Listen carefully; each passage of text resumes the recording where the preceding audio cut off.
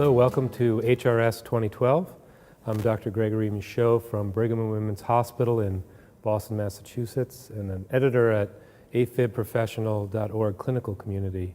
I'm pleased to have Dr. Gerhard Hindricks, a leader in the field of AFib ablation, to discuss where we're going with long-term outcomes of AFib ablation. He's the head of the EP department at the University Leipzig Heart Center in Leipzig, Germany. Dr. Hindricks, can you tell us a little bit background about ablation for atrial fibrillation and where you see the long-term outcomes going in the... First of all, let me say thanks for giving me the opportunity to be here, giving that interview.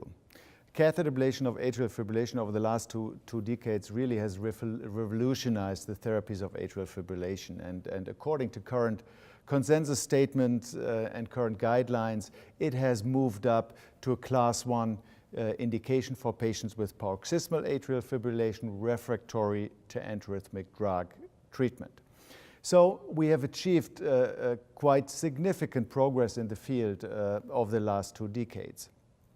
When it comes to the results and outcome of catheter ablation, until a couple years ago, we had to rely on short-term studies, 12 months outcome. We learned something about early recurrences, but we had no clear view on the long-term outcome of catheter ablation procedures.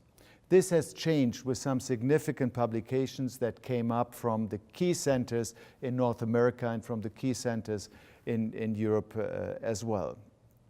These studies report 5 years outcome following catheter ablation of atrial fibrillation, mainly observed in patients with paroxysmal atrial fibrillation. In terms of this is kind of a moving target in some ways, because the procedure that we were able to perform 5 or 10 years ago may not be the procedure that's being performed now. So would you expect that long-term outcomes would actually improve based on the procedure we're performing now? It's still pulmonary vein isolation, but I think we have a better idea how to do it with more permanence. That's an excellent point. Let me briefly summarize what these papers describe. The papers describe that, and that quite unanimously, that the sinus rhythm rate in patients with paroxysmal atrial fibrillation at 5 years follow-up can be expected to be between 60 and 70%. However, we have to accept that in a significant number of patients, more than one procedure is necessary to achieve that goal. Most studies report that 1.4 to 1.6 procedures per patient are necessary to achieve that outcome. Coming to your question, of course, in these long-term follow-up studies, the procedures have been done 5, 6, 7, some 8 years ago, and that has a significant impact on the techniques and technology used by that time. I think these studies are important because they show that catheter ablation is, even with a long-term outcome perspective, highly effective and, at least to me, superior to antiarrhythmic drug therapy. If I consider the progress we've made over the last 5, 6 years with new technologies, new techniques implemented in the field, with improved skills to perform the procedure, I would expect that the results that can be expected in patients we treat today are superior, if not significantly superior, to what has been reported from procedures performed 5 to 6 years ago. Would you say that's also true for patients with persistent atrial fibrillation versus paroxysmal? I think a lot of referring cardiologists are sort of biased against sending patients with persistent atrial fibrillation because they have an impression that the procedure doesn't work as well for those patients. Of course, they may have more to gain from a procedure. What is your perspective on that? Who should be referred for catheter ablation? Should it only be the class 1 indication patients with paroxysmal, or should we start considering persistent AFib? I think we should start considering persistent AF as an indication for atrial fibrillation catheter ablation as well. We should do that with caution, and we should do that quite balanced, always looking to potential benefits and risks for the individual patient. The outcome of patients with persistent atrial fibrillation cannot be expected to be as good as in patients with paroxysmal atrial fibrillation. We will see the first 5-year follow-up data in persistent atrial fibrillation in the next couple of months.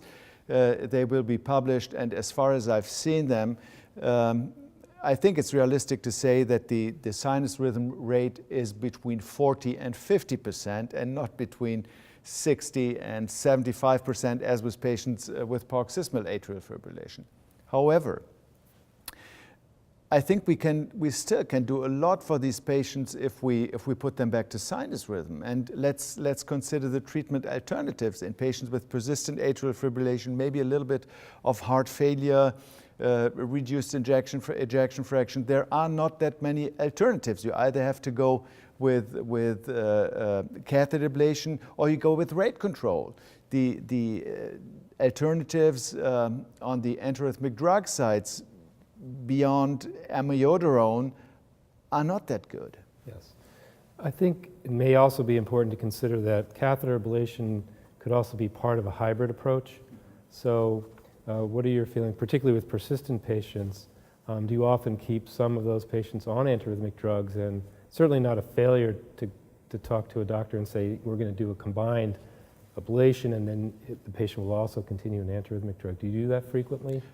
Absolutely, and that's simply realistic, and it reflects what we can currently achieve in these patients. Patients with persistent or long-standing persistent atrial fibrillation, they undergo catheter ablation, and if they have recurrence, we put them on amiodarone as a bridge therapy for 3 months, 6 months, for a year, but for a significant number of patients, it will stay chronic therapy. But with ablation and antiarrhythmic drugs, we can keep them in sinus rhythm, and that has a significant impact on quality of life. It may have a significant impact on ejection fraction as well. And if it has an impact on ejection fraction, it's just common sense that will put it into careful words, that it should at least not have a negative impact on survival. Sure. That's the unanswerable question, but I'll get your opinion anyway. Where do you think we're going? Do you think we will have this procedure will also improve mortality and lower stroke rates? Do you think we'll prove that eventually in the future? Yeah, that's the question of how will catheter ablation perform if it comes to hard outcome parameters. We have the Cabana trial, one of the most important trials, randomizing 3,000 patients worldwide to catheter ablation drug therapy in order to give us insight into this question. Cabana needs to be completed, analyzed, and reported, and then we know for sure. But I will share with you what I expect. Very carefully, I expect that catheter ablation will continue and extend its role in the key therapy to treat patients with atrial fibrillation that require sinus rhythm. I do not want to convince the community and the colleagues that catheter ablation is a must therapy for all patients with atrial fibrillation. No, that's nonsense. But for patients that profit from sinus rhythm, catheter ablation will prove first-line therapy. I got no doubts. We are on that track, and we have good data supporting that for paroxysmal atrial fibrillation. We are having more and more data in the field of persistent atrial fibrillation. Needless to say, we have to stay careful and wait to see what Cabana and other mega trials looking for hard endpoints will at the end of the day report. Well, Dr. Hindricks, thank you very much for joining us in afibprofessional.org. Your comments were insightful, and I think that the general cardiology community as well as the EP community can learn from this. Thank you very much. My pleasure.